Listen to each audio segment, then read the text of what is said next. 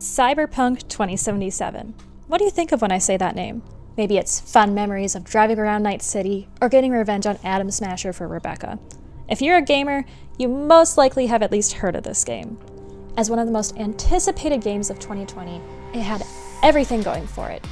Great advertising, the pandemic, and a nearly untapped market in the cyberpunk genre. CD Projekt Red had everything in their favor. So why did Cyberpunk become such a massive flop? Choombas, there's a lot more to this than meets the eye. I'm going to show you just how badly CDPR failed their fans, and then how they rose like a phoenix from the ashes.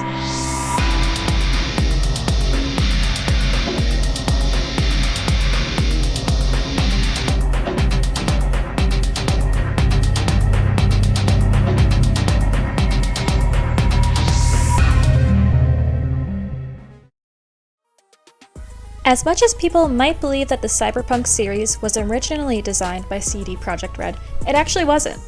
Mike Pondsmith, an American game designer, came up with a cyberpunk universe and released it as a tabletop RPG in 1988. One funny thing about this is that the 1980s were a notoriously bad time for TTRPGs. Look at D&D. CD Projekt Red approached Pondsmith in 2012, intrigued by the world he had created. Pondsmith was subsequently impressed by the knowledge CDPR had on the world. After discussions and deal-makings, it was decided that CDPR would have the rights to the world and could decide the story from the year 2077 onwards.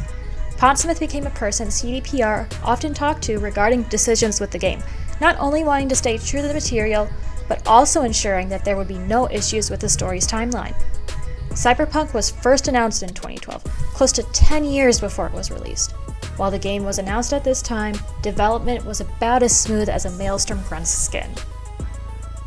Ugh. After remaining mostly radio silent for 6 years, Cyberpunk was thrust into the spotlight with an explosive reveal at E3 2018. From Keanu Reeves attending the reveal to the stunning graphics shown in the trailer, players were instantly hooked. Aside from creating a classic meme, this reveal brought something else equally important to the gaming field. It promised a unique idea, something unlike anything else CD Projekt Red had published before, unlike anything anyone had published before. Hype quickly developed around the game as more news was drip-fed to the public, creating suspense for the April release date. But unfortunately, setbacks happened, pushing the release from April to September to November to finally December 10th. As CDPR kept pushing the release date, many people thought that this was a sign of what was to come. Games will sometimes delay the release date to polish their game and make it the experience they want players to have. Look at the news about how GTA 6 has been delayed. Let me just say though, CDPR was successful.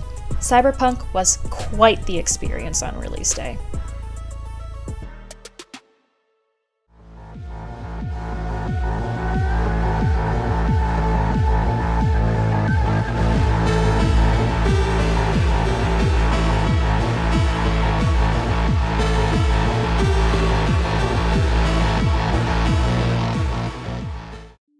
After delay, CDPR finally released their project to the world on December 10th, 2020.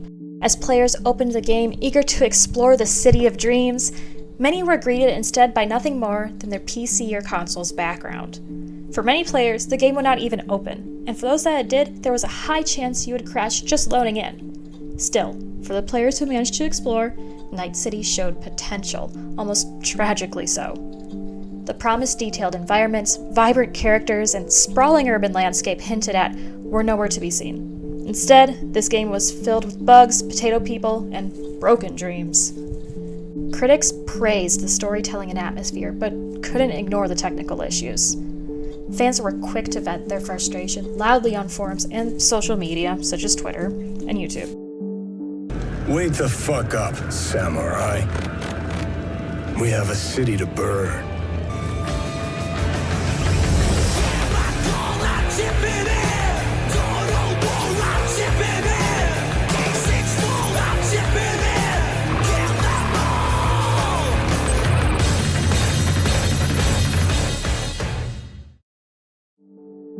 CDPR responded with apologies and a commitment to fix the game. Despite the extremely rocky start, Cyberpunk 2077 was far from dead in the water. This was just the beginning of its long road to redemption.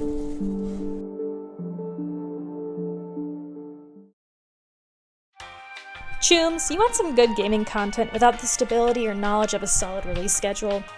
Do you like opening YouTube on a random afternoon to be greeted with a video from a content creator you almost forgot existed? Well, fear no longer, friends. All you have to do is click that sub button down below, and all these desires will be satisfied by yours truly. Seriously though, if you like what I'm doing, feel free to let me know with a like or comment your thoughts down below. I know every YouTuber says it, but it actually really does help out and pushes the video to more people who might be interested in this kind of stuff. Anyways, let's get back to it.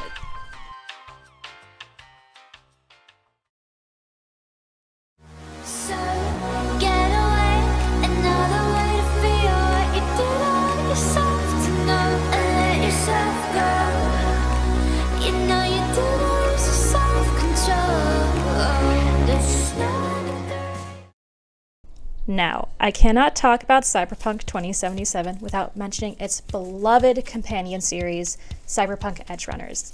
Released in 2022 on Netflix, this anime did not just drop, it exploded just like...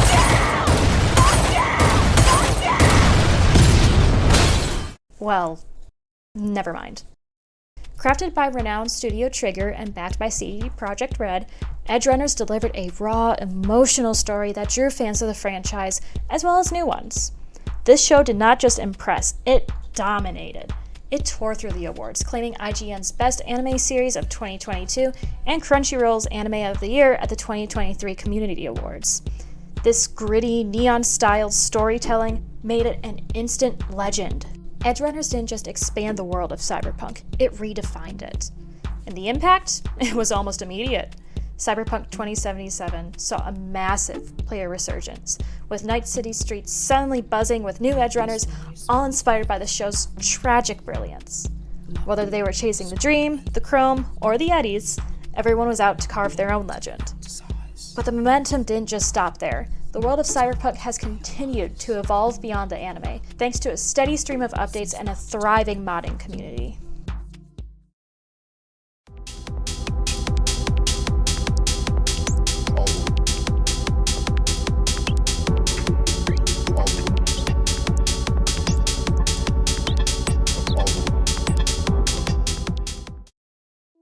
Now, although Cyberpunk has turned into a game plenty fine on its own, it is truly the modding community that keeps this game alive. Modding communities have kept games alive for years long after their peak has passed. Look to Fallout 4, Skyrim, or Baldur's Gate 3 as a more recent example. Just scrolling through Nexus for Cyberpunk mods, you're faced with so many options. Want new missions? New cosmetics? Modders got you. Want something to completely revamp the game for free? Modders have your back. The problem with modding, though, is that these aren't official releases for the game, meaning that when the game updates do come out, they can often mess with the code the modders use to implement their changes. Yes! Yes! Yes! Yes! No! No! No! Fuck! Shit! The latest major update rolled out by CDPR was December of last year, with a patch released in January. Although it has been some time since anything has been brought up about another update, that doesn't necessarily mean the game has been left to the player base. Plenty of YouTubers and gamers are speculating that there is more to come from the game, meaning that CDPR has not left this game quite yet.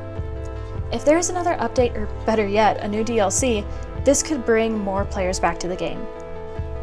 Another way CDPR is bringing more attention to their game is through collaborations. Some of these collaborations include one with Wuthering Waves, Forza Horizon 4, and the notorious Fortnite. Collaborations like these bring more attention not only to Cyberpunk, but also to the games they're collaborating with.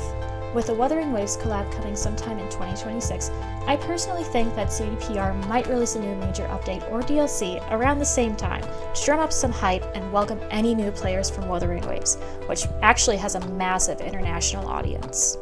Regardless of how many new or returning players jack in, one thing is for sure, Cyberpunk is not flatlining anytime soon. With that said, chooms, stay sharp, get those eddies, and I'll see you at the afterlife.